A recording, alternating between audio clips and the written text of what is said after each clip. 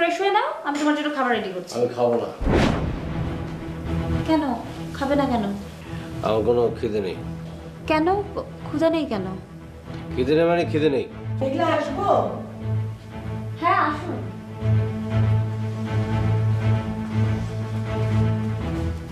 মেঘলা,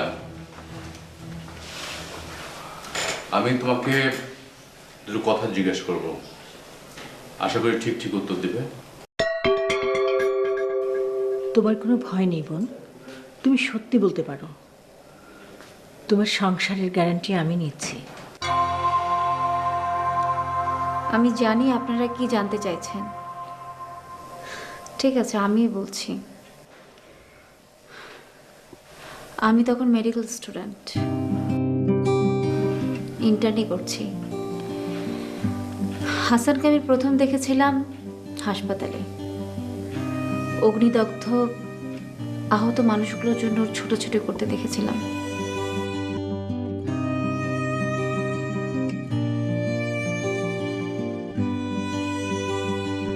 সেই মানুষগুলোর জন্য ওর বেদনা দেখেই ওর প্রতি আমার একটা ভালো লাগা তৈরি হয়ে গেছিল।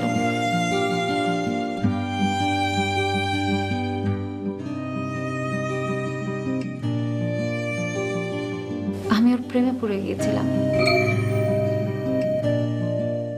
হ্যালো বাবা, তোমরা আমাকে নিয়ে আর কোনো টেনশন করো না, আর আমাকে বিয়ে করা নিয়ে তোমাদের আর ভাবতে হবে না। আমি একটা ছেলেকে পছন্দ করেছি। ছেলেটাকে দেখলে তোমাদেরও খুব ভালো লাগবে, খুব ভালো ছেলে। ঠিক আছে বাবা, রাখছি, পরে কথা বলছি।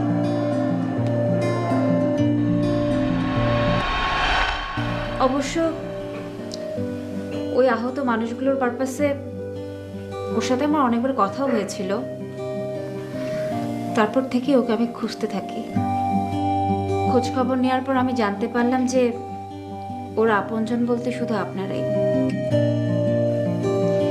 এভাবেই ফলো করতে করতে একটা সময় ওর ফুল বায়োডাটা আমি ম্যানেজ করি।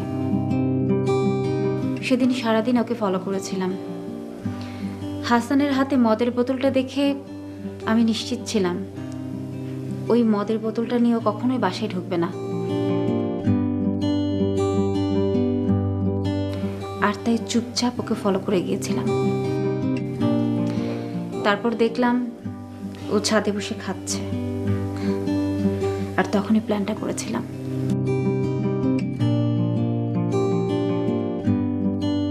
আর তারপর বাকি প্ল্যানটা করলাম।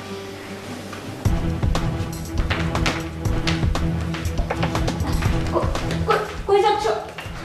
আপু কিছু একটা করো প্লিজ, ও রাগ করছে। চিন্তা করো না, ও আবার ফিরে আসবে। কান্না থামাও, কিচ্ছু হবে না।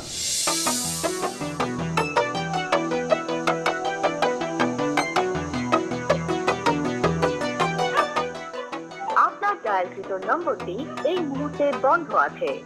আপনার কাঙ্ক্ষিত গ্রাহককে